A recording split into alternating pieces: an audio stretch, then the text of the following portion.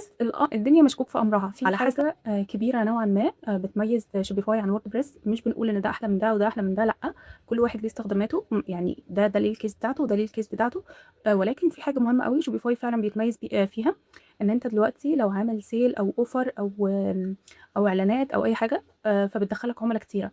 هنفترض ان انت في الساعه الواحده جالك 500 اوردر، اوكي، فشوبيفاي هيستحمل معاك ال 500 اوردر عادي جدا، مش هيحصل اي حاجه، الموقع بتاعك مش هيقع. في ووردبريس الدنيا مشكوك في امرها على حسب الهوست اللي انت مشغل عليه، على حسب ال 500 اوردر ممكن يوقعوا لك الموقع عادي جدا. ممكن الموقع بتاعك يبطأ، ممكن يحصل حاجات كتير في ووردبريس. ليه؟ لان انت الهوست بتاعك، يعني الهوست بتاعك مش بتاع ووردبريس نفسها، اوكي، فانت اللي مسؤول عن كل حاجه. فلما يجي لك 500 اوردر في ساعه مثلا ولا حاجه، ممكن ووردبريس يتاثر، لكن شوبيفاي يستحيل يتاثر، هو اصلا مخصص لكده. وعشان هم الهوست، شوبيفاي هي الهوست، فيستحيل ان الموقع بتاعك يقع. ووردبريس زي ما قلنا ان هو بيكون على حسب الهوست بتاعك، فكل شويه انت ممكن تضطر ان انت تعلي الهوست تعلي الهوست تعلي الهوست عشان تستحمل الترافيك ده كله، والزوار دول كلهم.